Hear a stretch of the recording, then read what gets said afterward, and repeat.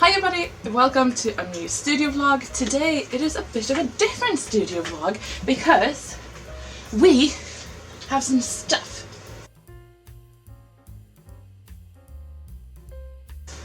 to do, and we have a very clingy poodle here today. But that's okay, I like them clingy. No, that's a lie, but I like him. In this studio vlog we will be focusing on a big task. Partly because we need to get this task done, and I feel like if I film it, I will actually do it. No, I think it will be fun, and partly because this week has been, I've been working a little bit outside of the studio doing some consulting work, which is fun and a little bit weird to say that I am now sort of a consultant, I think, which is fun but weird. So today we are going to focusing on one color that is going to be in the next big set. So this set will originally was planned to come out early summer. I don't really know. That is also why I don't say this set will be out then, before I actually have all of the paints done. For now we have 4 colors that are set. One of those colors we're going to focusing on today. Now this color today I made as part of a set together with Violet and Gredelin. We're sort of a duo.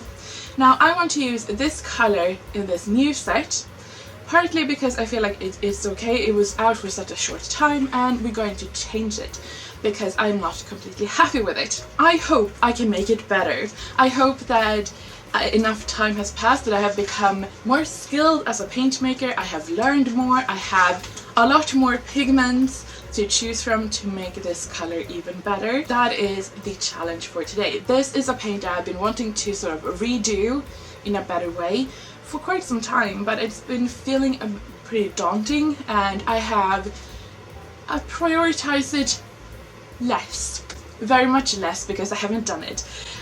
I pretty much always prioritize the paint that will be coming out that is in high demand, and this one has not been in high demand because it hasn't been in the shop for a very long time. But now I feel like I am ready. I really want this color in this new collection because I feel like it is perfect. I love this color and I feel like I can make it better. I think I have some really good pigment choices. We are going to make a few different combinations and we'll see which one is the best. So what is wrong with it? Nothing is really wrong with this color. I think it's beautiful, but I think I can make it better. So I wanted to make an opaque light lavender lilac color. In this color that we have right now, we have titanium white as a base, so that is the most amount of color, so a white one. I also have ultramarine blue and alizarin crimson in it to make that sort of purple color. Now, I think this combination of color and the qualities of the pigments that I had at the time, together with the skill that I had, made it all wrong. Now, is it a bad paint? No, I think it's pretty good. I just feel like I can make it better. So, what I think is the fundamental wrong with it is partly is that the alizarin crimson pigment that I had at the time was very hard to mull out to make sure that all of the particles really got into the paint. Now I have more different choices of alizarin crimson. I also have a few different pigments in that range, so like I have a few quinacridone pigments that I want to test out too. So you have a few different options when it comes to the red one. I also decided to go with the ultramarine blue for this one because that is the blue pigment that I had. Now, when I made this opaque lavender color and I wanted to granulate, choosing an ultramarine blue for non-granulating color is stupid. I have no other words for it. It's stupid. Now, I really like granulating purple colors, but for this one, when it's opaque, I prefer it to be flat. So we're going to change out ultramarine blue today, and I think we're going to go with the phthalo blue instead because it's non-granulating. I also want to try out to change out the titanium one for the zinc white and see what kind of different effects we will get there. So that is my plan for today, and that is what I will be doing. Let's get some side action. So here we have the color we have today. Now it is a little bit warmer than I think I wanted in the end, so I'm going to keep that in mind. I want it a little bit cooler. Here is where we're starting. I'm just going to write that is the original one. So we have like as a benchmark. So it's winter and I have quite a lot of like open, what do you call it, like around my nails and stuff, and I'm not too sure I want pigments in my nail stuff, so right. Yeah, Albert, he is very clingy today, but that's okay. Okay, so as this is drying, we can see a little bit of granulation, but we can also see how it gets that sort of red edge here. So, starting off as close as the original one as possible. So, that means titanium white, the LSR Crimson. Now, this is a new, a different version from the one that I had before, and phthalo blue instead of ultramarine blue, because, yeah. Checking a little bit on the recipe for the old one, and we can't really make it in that big batch because that is 200 mils and a bit, so we will just have to scale it down a lot. Palette knives, measuring, I have like super tiny measuring stuff here. If you're just going to get a feeling for the color, then you don't need to be precise, but because I'm going to make it into a bigger batch later, I need to know like sort of how many per how many, and the white is very important. So what I'm going to start by doing is I'm going to take the same amount of red to blue. Now usually the phthalo blue is stronger than the ultramarine blue, so just by taking the same amount I should, in theory, get a more blue mix.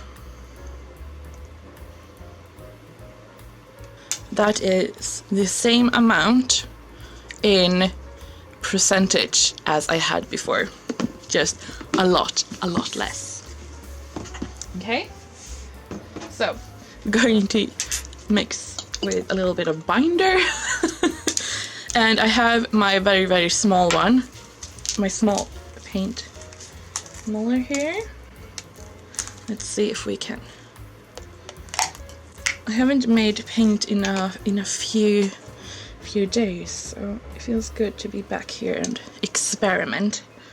Okay, so I'm just going to pull this all together.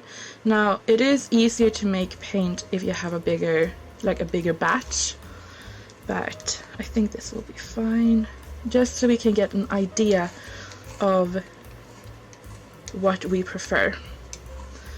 So I have all of the pigment in binder.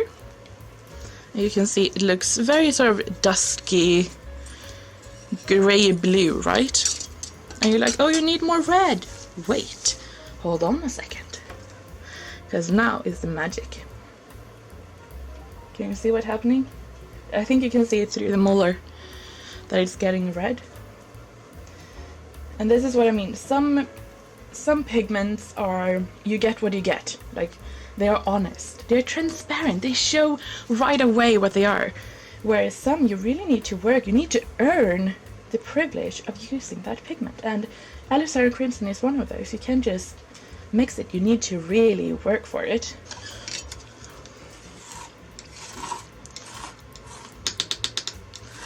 So this is what I'm talking about. It's sometimes easier to have a little bit of a bigger batch, so you have more to actually work with. Because now we're sort of scrambling, but I think this is fine. And this is too pink, so I'm going to make a note of it. That is why we keep a sketchbook very close at hand. We have the original, and now we will add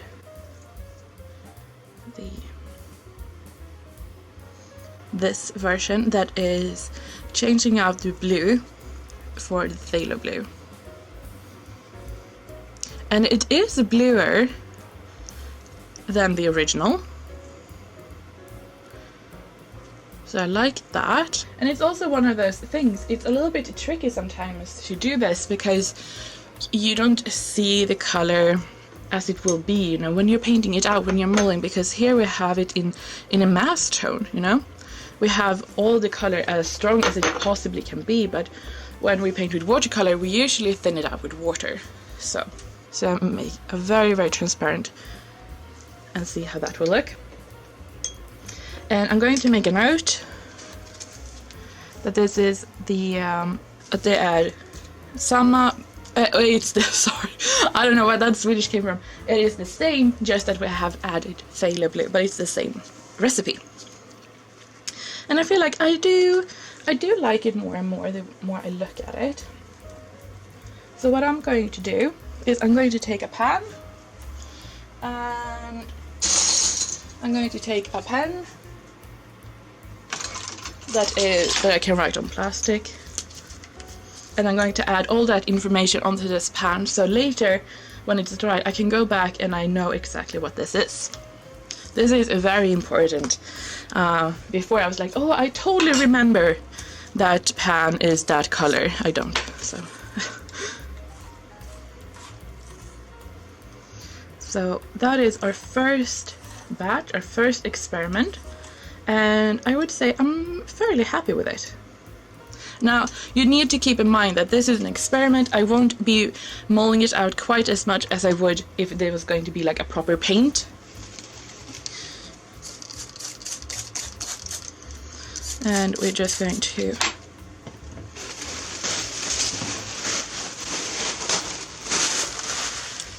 also a very good thing with working with watercolor is kind of an easy cleanup.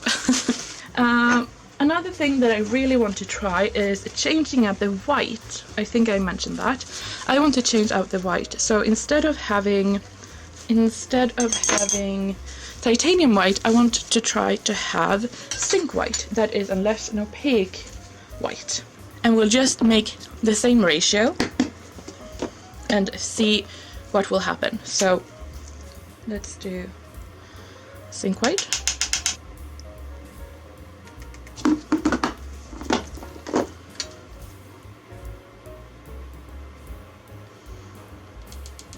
And get all of that off. Binder.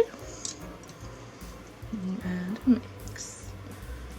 Okay, right away the difference I can tell is that we have a lot more color because the whiteness of the zinc is not as opaque as the titanium one, so you want to dull down the colors quite as much. But we'll still get that sort of pastely look.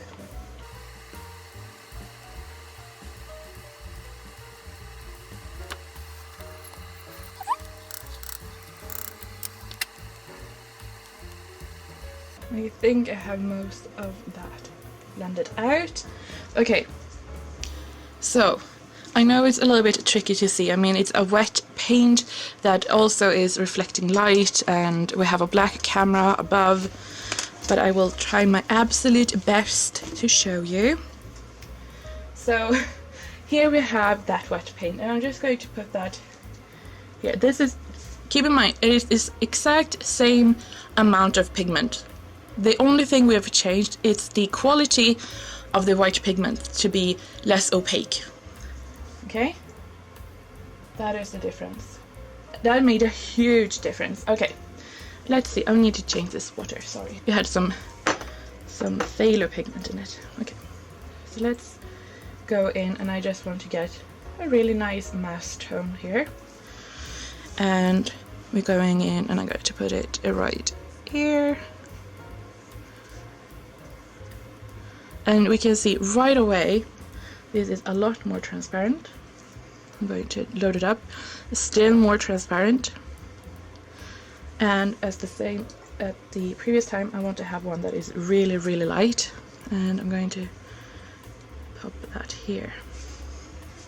Okay, so here we can see there's a big difference between those. You clearly see that this one is lighter, but also more opaque. This one is air bubbles, sorry. This one has a lot more color into it. but it's the same amount of color. I think that is kind of amazing. Okay, so you can totally, you have to excuse me if you think that I'm geeking out. I just find pigments being amazing. So I'm going to do the same here. I'm going to take a pan. Okay, cleaning off. Now, what will we do now when we have tried the original recipe and we have also made a few changes? I would really like to try to swap out this Alizar Crimson for the Quin pigment, and that is this one, PR122. So I'm just going to go in the same. And the measuring I'm using right now, it is 0.05 milliliters. And we're going to go in with the same blue. Same amount. Titanium white. And you know the drill by now. Binder. Now, if this was a proper paint, you know, one that I would actually make to sell, I would have in honey, or is some I might even add in glycerin. But now when I just want to see how the paint, the color of the paint, I will just add in the binder. And it's kind of, it's a good binder. It's kind of a wet binder. So let's work this out. So far it just looks light blue, very light blue. I don't get, here we get, so starting to get a little bit of that pink showing through, to get even more of that pink coming through. I don't know if you can see the shift, that you have more pink here and there's lighter blue up here. And this sweater is really good, but it's like slipping down on my wrist. Okay, let's see if I can really go in here. I mean, it's very good to have this small one, but I wish I could have a little bit more pressure without having to use the big one. I think this is the color that we will be getting. So if we compare that, the one we have on the table is definitely a lot more blue. Okay, so first I want a mass tone.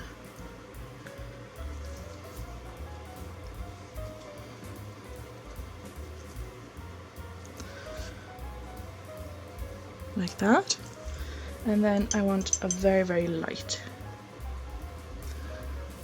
Like that. And what I'm seeing now is that I'm getting definitely more towards the blue, but on the paper I have that very pretty lavender color. But I'm thinking, do I want to add in more of that pink color? So you can see here what we have, where we started. It looks almost completely pink where we started. And just by adding in the phthalo we get a lot closer. I think we need to keep the titanium white. I feel like this is a very cool, but I really want to have that sort of very pastel color. And even when, because these are the same, so even when I paint it out, I still get a richer tone, and I want a lot more of that soft color in this one. So I feel like this is even closer. Now I'm thinking, should I add in more pink to get a little bit more to violet lilac color? Because we are very much right on the cusp of being a warm blue to a lavender. And I definitely want it to be a lavender and not a warm blue. Later, what I will do is add numbers to the swatches and numbers to the pans, so I can go back. So I have like notes, because you can't write everything here. Now, sometimes what I will do is I will put these in a palette and I will keep them at my desk, and I will sort of paint with them and compare them over and over. That is what I did with the color in the Lost and Found collection, the green one, that is Helge. I had 4 or 5 different versions of that color that I couldn't decide on what to do. But in the end, I feel like I came up with a combination that I'm very happy with, that I feel like it is kind of perfect for it. So that's really nice. But it can take some time, and sometimes you know right away. You have an idea, I usually use my palette, like my watercolor palette, mix the colors together, paint with it, and then I know that that is what I want. But sometimes you just need to come back and start over. So what I want to do now is I want to make the same batch, but I want to add in more pink. So we'll start the same with the white and with the blue.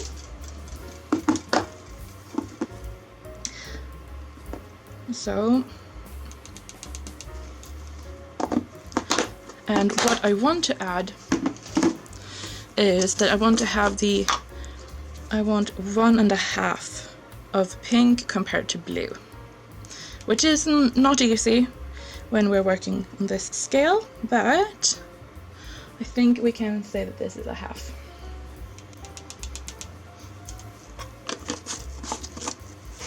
Albert, he is laying just in front of the fan, or the heating fan, I should say. I think that is good. And let's see where we will end up with this batch. So we're starting off the same with that light blue color, but we know that this pigment is one of those that needs to be worked out. That needs a little bit of, you know, it needs to have a motivation. You need to earn your right to use it, you know. Let's do that.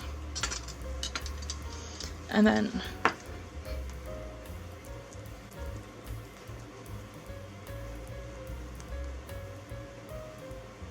I'm just going to add a little bit more binder. That is one of the things with working with the titanium pigment. It gets very dry very quickly, so okay.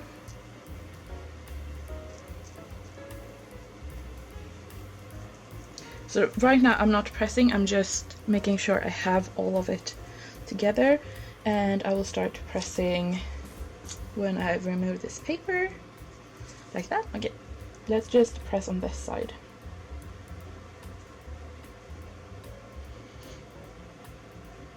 And I think you can tell the difference when I'm pressing. And I'm slowly moving into the non-pressed area. So I'm just getting a little bit at the time. And I'm sorry, but I need to change hands.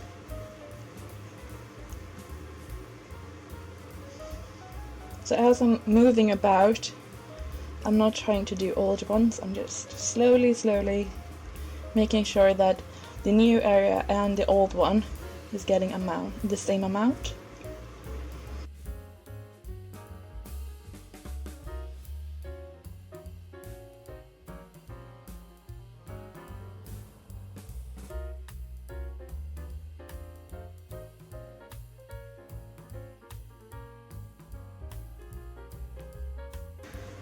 Let's do some paint swatches to see where we are at. So we are on this one. What we have done is add in 50% more of the pink. And let's do a swatch. We want to have a good mass tone.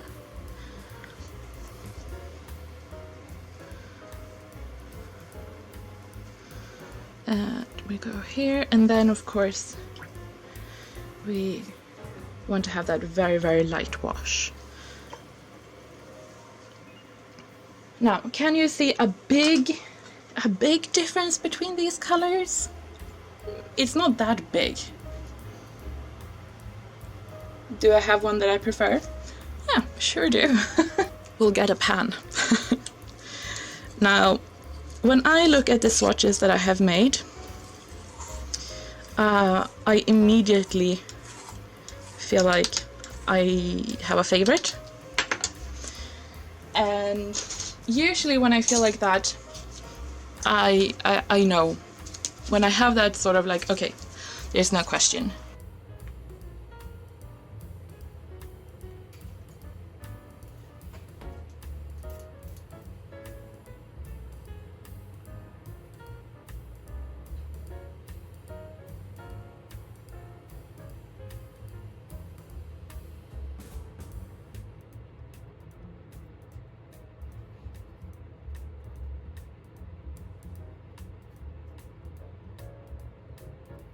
I think I'm going to end it here. We now have very nice swatches of these colors.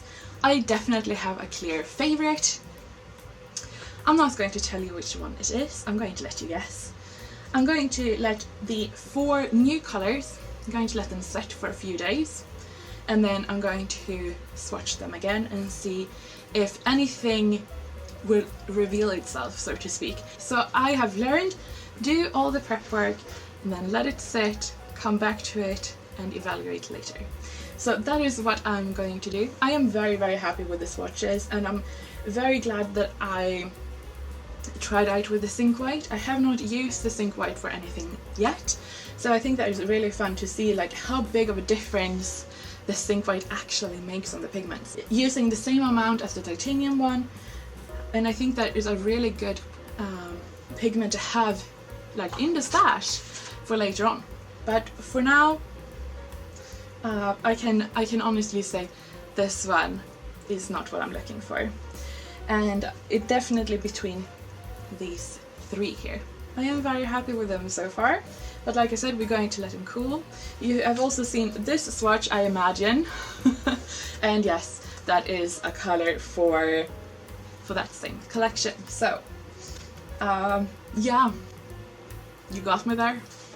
But I'm not telling you anything else. Well, actually, I think I've already said that the buff titanium will be part of this collection, so... But I'm not telling you any more than that, because I am still not sure. I know, usually I am way ahead. By now I should have had at least all of the first pours done, and I have still not actually set on all of the colors, so... It's a little bit... But, you know what? I feel like it's a lot better that I take my time and make the colors I actually want to make than just rushing it. That is what I'm telling myself anyway. I'm really happy that you could join me today and do this together. You've made it a lot more fun for me anyway to sort of explain the process that I have in my head about mixing, and when I'm thinking about making colors and if I want to try to improve them or how to sort of explore that. But yeah, I mean, a lot is just down to experience, doing a lot of it, and then of course I have to say both time, as in I have made a lot more pigments now, or I've made a lot more paints now, I have worked with more pigments. I feel I'm more confident in how to choose pigments and also how to work them, and knowing that I guess some pigments need to be worked a little bit more, some need a little bit more of that or something. And then of course, I mean, time has gone, I have made a lot more pigments, I have sold a lot more paint, making it possible for me to buy a whole wall of pigments, which, I mean, this is my precious. And they're all like in these containers and everything, because these are very valuable to me, and just being able to have a stock of pigments to choose from is amazing. And I think that is, I had this vision of this, particularly this paint, when I made it, I really wanted it to be that, but I think that I unconsciously settled for what I could make. And now I have a lot more to choose from, which is kind of amazing. And yeah, I just honestly, I just want it to grow even more. I have a lot of pigments on my list that I want to get. Some are very, very expensive, some are very hard to find, as with everything. But yeah, so that is, I think, the sort of, if you can call it the secret of making paint or paint making, is the getting more and more experience with working with different pigments, making paint, but also having a lot of pigments that you can choose from. And I feel like I have been working very, very hard to both get experience in making and also working very hard to afford more pigments. So yeah, that was a ramble and a half. Thank you so much for watching. I hope you have enjoyed it. Albert is currently sleeping, which is very nice. He's not clinging on me. So yeah, but I hope you have a really great weekend. If you are interested in the colors I have made previously, then there's a link down below to the Etsy shop where you can look at all of them that I have in the shop. And if they're not in the shop, they are being made, they are being dried, or they are being better. So I hope to see you soon. I can take these off now.